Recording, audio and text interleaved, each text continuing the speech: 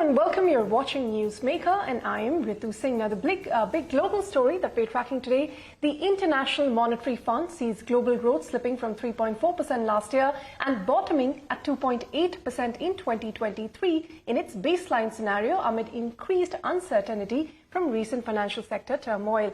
Now, in its latest World Economic Outlook report, the IMF says growth could settle at 3% 5 years out, which is the lowest medium-term forecast in decades.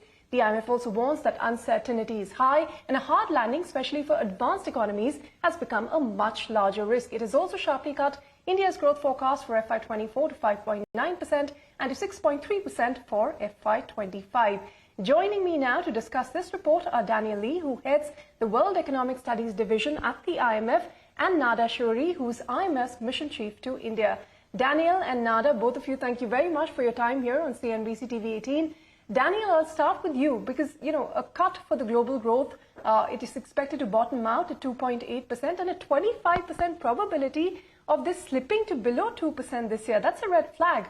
What do you attribute this fog over, global growth primarily to? And, what is the probability of us seeing a lower growth figure than you expected, a sort of outline in your baseline scenario? Thank you, Ritu. We do see a slowdown to 2.8%, and that's really historically low. The global economy on average has grown by about almost 4% over the last few decades. And there is this increasing fog around the outlook, mainly because of the financial stress that we saw earlier this year. Also because we don't know how sticky inflation is going to be and how much central banks are maybe going to have to raise rates more. Our baseline, though, to be clear, is that the recent financial stress is contained, and policymakers have shown that they can separate the fight against inflation from then using tools as needed to sort of deal with the financial stresses. Now, probability of the growth is very much skewed downward. So that means that we could have growth below 2%, which has only happened 5 times in the last 50 years, of 25%. That's more than double the usual probability.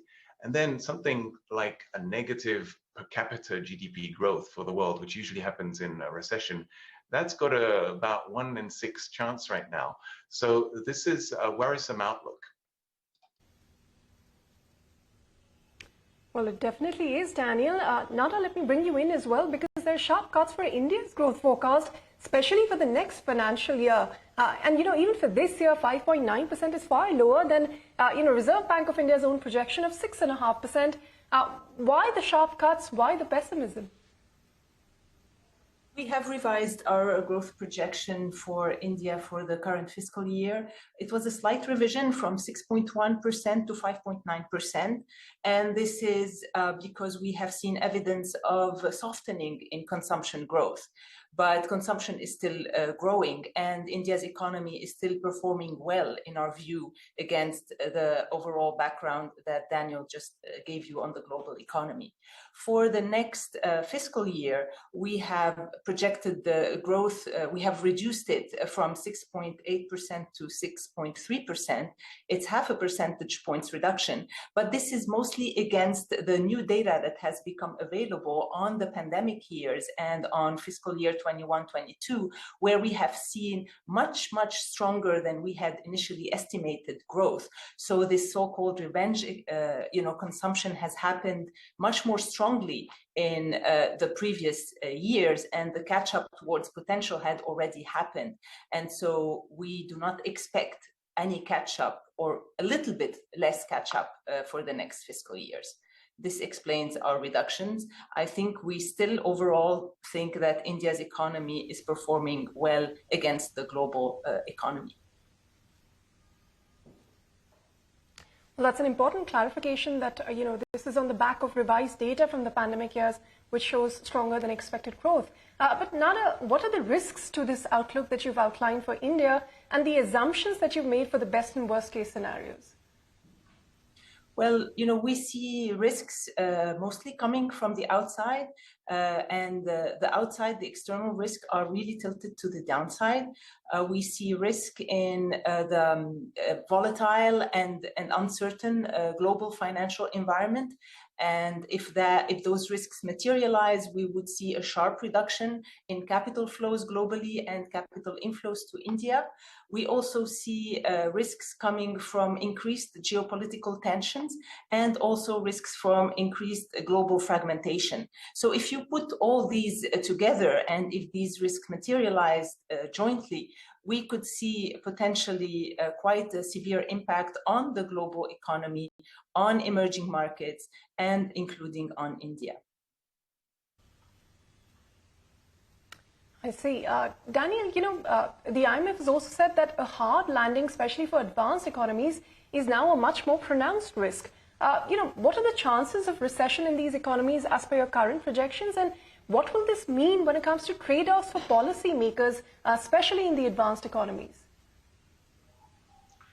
Ritu, yes, advanced economies are the group with the sharpest slowdown this year, from 2.7 to 1.3%. That's a halving of growth for them.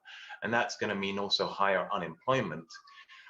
Euro area growing at 0.8%, US at 1.6%, a number of countries even with negative growth. Already in recession. This is really a reflection of the tighter financial conditions, higher borrowing costs as the central banks really fight inflation there. There is also a risk that inflation is even stickier and more stubborn than we expect. And if that happens, we may see interest rates higher even for longer. That would be one of the main downside risks.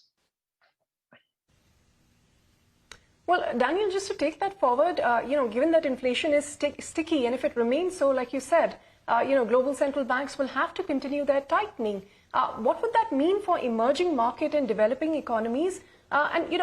Is there a larger risk of, capital outflows, and what are the measures that can be taken to mitigate these?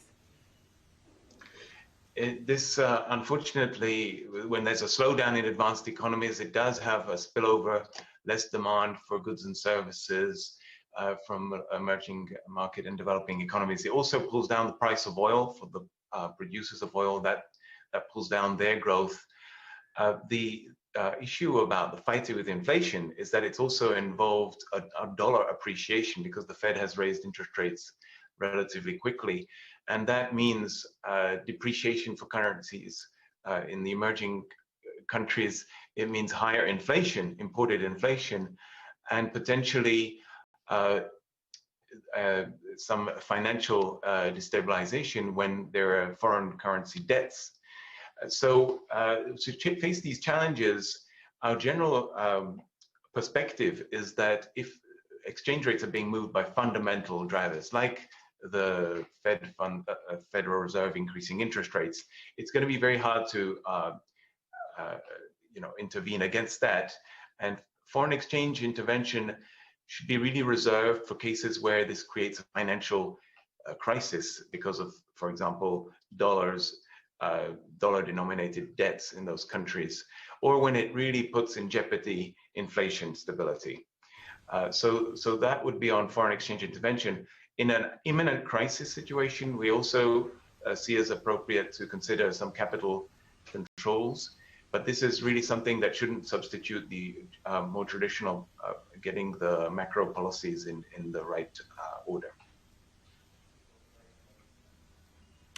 All right, Nada, in the context of what Daniel was just telling us about sticky inflation and sort of the reaction from countries, what do you make of India's central bank's own actions? For instance, in the April policy, we saw the Reserve Bank of India pause on the rate hikes because it wanted to see the effects of the past few hikes. Can the economy really sustain, further rate increases? And what should be the ideal policy response in a scenario, where Daniel is talking about imported inflation? It remains stubbornly high for a country like India, and growth is not really on a firm footing just yet. Well, Ritu, as you said, we have seen that the Monetary Policy Committee in the April 6th meeting decided to pause. This comes after 6 successive interest rate increases over the past year. The cumulative increase was 250 basis points, and today the repo rate is at 6.5%. This pause, in our view, was warranted because although inflation has been high above the tolerance band, we see it declining in the next few months. We see the shocks from commodity prices and food prices declining, and we also see that there is now room, there will be room for all the policy rate increases of the past months to start producing an effect, and so the pressure on core inflation to also decline. So in our projections, we see average inflation over this fiscal year ending at slightly under 5%, 4.9% for the year. So over the course of the year, the current stance that we see from the Monetary Policy Committee and from the RBI is justified and well adjusted to the needs of the economy. But, Daniel, do you think there's a risk of over-tightening by central banks and therefore derailing this rather fragile global economic recovery that is even starting to take shape? Well, the priority really is to bring inflation down because this is the necessary condition for stability and growth and investment. So our perspective is that central banks should be steady in their anti-inflation fight, but ready, steady but ready to adjust if necessary, if there's a sharper adjustment in financial markets, if there's banking stress. They've shown so far that they can really do the two at the same time, deal with stresses when as needed and keep the focus on inflation. But if there were a much more severe situation with really a credit crunch, now this is not at all what we think is the baseline, but if that were to happen, then there would be a case to reconsider the pace of rate hikes and in fact, potentially reduce them. But this would have to be accompanied by a very clear communication that nevertheless, after this passes, we will resume the inflation fight and bring inflation down under control. All right. Unfortunately, we've run out of time, but Daniel and Nada, both of you, thank you very much for taking time out for CNBC-TV18 and explaining the repercussions of what you project to be a weak global economic outlook. Thank you very much for your time here. All right, it's time now for us to take a short break, but up next, Amul finds itself at the center of battleground Karnataka. We speak to the new managing director of Amul in what will be his first television interview, so stay on for that.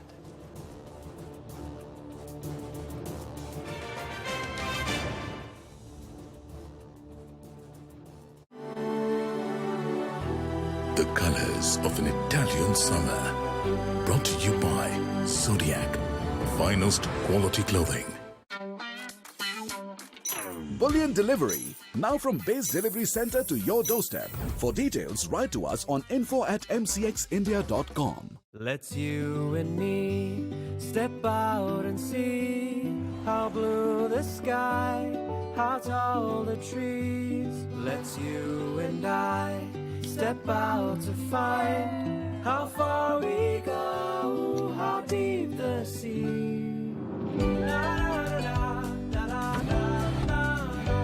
With a 5-star global NCAP rating, Škoda Kushaq and Slavia are India's safest family cars.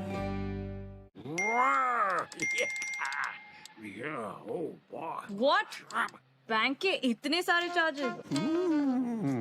Stop teasing me, Nanu.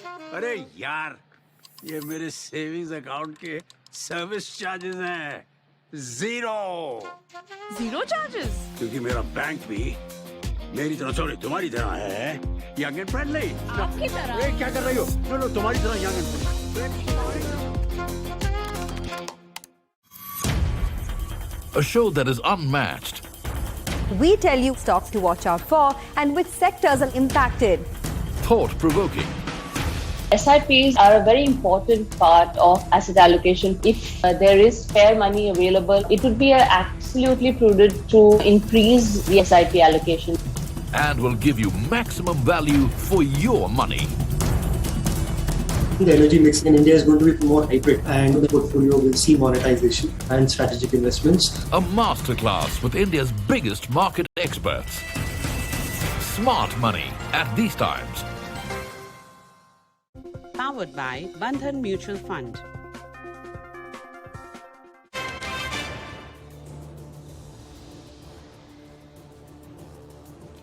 Welcome back. Now, with the elections around the corner, Karnataka has become a battleground. But it's Gujarat-based dairy cooperative Amul which finds itself caught in the crossfire. Now, Amul's plans for the Bangalore market have been interpreted as an attack on the state's homegrown dairy brand, which is Nandini. But CNBC-TV18's Shilpa Ranipeta reports that Amul is unlikely to topple Nandini's dominance in the state.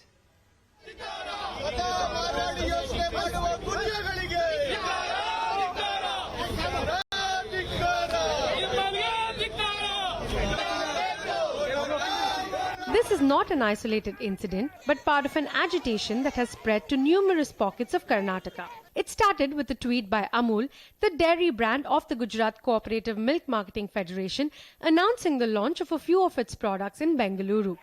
This has turned into a political slugfest in Polban, Karnataka, with the opposition portraying this as an attempt to destroy the 21,000 crore rupee Nandini brand that belongs to the Karnataka Milk Federation. There are attempts to finish KMF. I am saying be aware. Nandini brand is no less than Amul. We stand at second place in the nation. Nandini brand ideyalla Amulgiಂತ ಏನು ಕಡಿಮೆ ಇಲ್ಲ. ತೀರಾ ನಿಲ್ಲಿಸಿ ಅಂತ ನಾನು ಹೇಳುದಿಲ್ಲ. ಮುಕ್ತ ಮಾರುಕಟ್ಟೆ ಸರಿ. I am not asking you to completely stop it. I do agree it's an open market, but we must save our farmers. Let there be Amul, but you must save our farmers. ಸದ್ಯಕ್ಕೆ first ನಿಮ್ಮ ಮನೆ ರೈತರನ್ನ ನಿಮಗೋಸ್ಕರ ಇಲ್ಲಿ ಬಡದಾಡ್ತಾ ಇರೋ ರೈತರನ್ನ. The opposition alleges that Amul's entry could distort the dairy market in Karnataka, make Nandini's products less competitive, and eventually impact the livelihoods of over 24 lakh dairy farmers in the state. भाई हमारा Nandini brand है कर्नाटक का जबरदस्त है। ये चुप्पी election के time पे ये राजनीति कांग्रेस और जेडीएस कर रहे हैं, इस बातों में कुछ मतलब नहीं है। So how much of a threat is Amul to Nandini? The Karnataka Milk Federation comprises 14 milk unions, 24 lakh dairy farmers, and produces over 90 lakh litres of milk a day. Amul, meanwhile, comprises 18 milk unions, over 36 lakh dairy farmers, and produces more than 264 lakh litres of milk a day. At the national level, Amul is the largest with annual revenues of over 55,000 crores, while Nandini, ranked number 2, claims revenues of 21,000 crore rupees. Both brands already work together in some parts of Karnataka, with Amul producing ice cream at Nandini's factories and procuring milk from Nandini for some of its products. There is nothing like Amul versus Nandini. It's always been Amul and Nandini because we are both cooperatives. We are both owned by the farmers of our respective states, and we've been working together for decades. Now, this has been construed as Amul coming to hurt Nandini, and it will not hurt Nandini in any way. Neither is this Amul's first foray into the state. Its butter, ghee, ice cream and other products have been available in Karnataka for years. Amul adds that its latest plans are just an e-commerce launch of premium products like Amul Taza, Amul Gold and Amul Dahi aimed at Bengaluru's cosmopolitan consumer. Experts also point out that Nandini's products cost a lot less than Amul's, partly because of a 5 rupees per litre subsidy Nandini gets for its milk from Karnataka government. Experts also point out that Nandini's products cost a lot less than Amul's, partly because of a 5 rupees per litre subsidy Nandini gets for its milk from the Karnataka government. So using competitive pricing to capture Nandini's market share will not work for Amul as a long-term strategy. In Mumbai, Shilpa Ranipeta. All right, my colleague Shilpa Ranipeta also caught up with Jayen Mehta, the new managing director of Amul, for what was his first television interview. Shilpa, over to you. Well, Amul, the dairy brand of the Gujarat Milk Marketing Federation, saw a change at its helm after over a decade. R.S. Sodhi stepped down earlier this year as the managing director and has been succeeded by Jayen Mehta, who has been with the federation for over 3 decades. So I'm now joined by Mr. Mehta to talk about his stint so far and his direction for Amul going forward. Mr. Mehta, thank you so much for joining us on CNBC-TV18. Well, it's been 3 months since you took over as the MD of such a huge brand. What have your first few areas of priority been, and any targets that you're setting for Amul's growth? We've been actually looking at a lot of things and a lot of initiatives. to strengthen the entire movement, to build our brands, build our market, and more importantly, we closed the year with a growth of about 18.5%, achieved a turnover of about 55 crores for GCMMF, and the brand turnover of 72,000 crores, making Amul the largest FMCG brand in the country. We have been working on the plans how to strengthen our brand and our product range and the portfolio with the expansion for the next 5 to 7 years. And the plan for this year is to achieve a turnover of about 66,000 crores for GCF, a growth of 20%. And the brand turnover will also grow up about by the same ratio to more than 85,000 crores in the next year. When you released your FY23 numbers earlier this year, you had said that you're eyeing a turnover of 1 lakh crore rupees by 2025. What will drive this growth? You recently forayed into a few categories like protein, probiotics, Indian sweets, frozen foods. Any more new categories that you're looking at? We've recently got into the space of protein, high protein lassi, high protein buttermilk. This is one market where India imports more than 10 to 15,000 crore rupees worth of whey protein. And we are the largest manufacturer of cheese and paneer in India. So we have at our disposal close to 25-30 lakh liters of cheese whey every day. We are expanding this portfolio, launching protein water, high protein yogurt, high protein shakes, high protein milk, high protein chocolates, high protein cookies, high protein ice cream. So everything what you consume in your day, you can consume in a high protein format. One more important category which we are working on is organics. So as a brand, we got into this space last year. Today, we have about 8 to 10 products in the organic food category, starting with organic atta, the wheat flour, then the organic pulses, organic rice. We are getting into organic spices and a wide range of sugar and jaggery and even tea. So almost every item you consume in your kitchen will be available in the Amul organic format. Well, that's a lot of expansion and a lot of new categories that you are looking at. But I want to talk to you about milk prices. Those have been elevated over the past few months.